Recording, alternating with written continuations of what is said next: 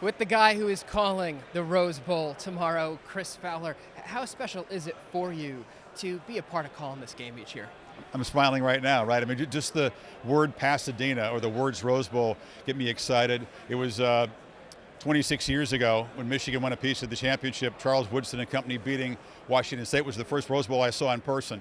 And I was covering it for game day and I've seen so many games here over the years that you become very aware of two things. One, during the game, the energy inside the building is so real, and you know that every single person there is exactly where they want to be at that moment, right? And there's not many places you go through your life where 100,000 people feel that same thing. So the specialness of just being able to witness it, and then what happens on the field, you know that because it's a Rose Bowl game, whatever happens on that field is heightened.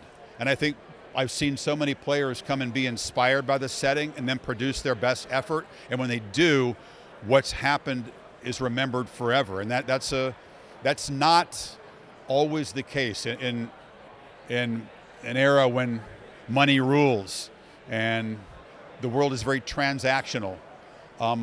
That sort of transcends time, and what happens out there does have a timeless quality, and I hope on Monday a bunch of stuff happens that people remember forever. These players, these coaches, they give you an opportunity to get to know them before these games. In meeting with Michigan and Alabama, what have you seen that you found perhaps interesting, not just about them as players, but as people?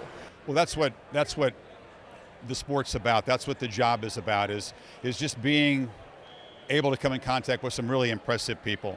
I didn't see Michigan for 2 years. We haven't covered the Wolverines since the playoff loss to Georgia, so it's been a little bit disorienting because it's very unusual to have a team in a big game that we hadn't seen all year. I got to know him on the phone, but when you're in front of J.J. McCarthy, he introduces himself to you. Blake Corum is a dude who's as impressive a college football person as I've covered in 35 years. Yeah, it's special to have time with those guys. I wouldn't presume to know them well, but I think that if you're an observant person and you have a passion for people and athletes, you sponge as much as you can on a short amount of time to try to give a sense of what's going through their head and convey that to the viewer. Yeah, I mean, Michigan's got the most impressive collection of young people that you could imagine. And I think this team is special, and fans have enjoyed what they do in the field. It comes from the fact that off the field, they are who they are. I don't know if people can see this, but you're holding your board down here. Would you mind holding that up?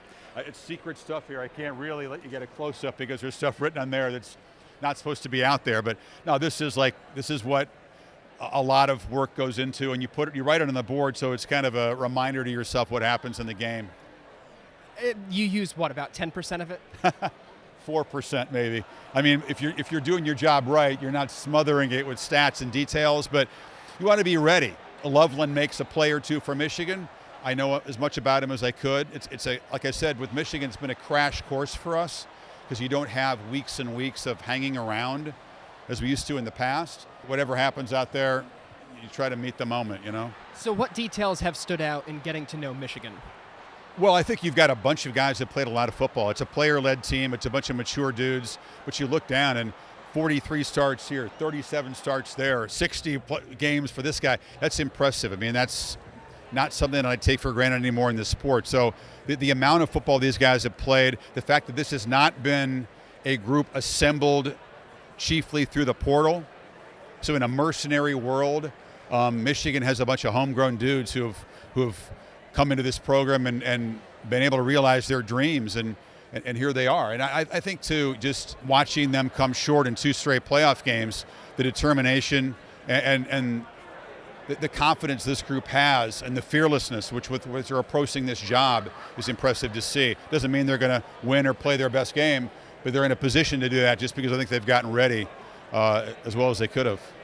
We're looking forward to the game, and we look forward to hearing you on the call. Chris Fowler, thank you for your time. Man. You bet. We'll see Michigan and Alabama kick off at 5:10 Eastern, and we'll see you back here after the game.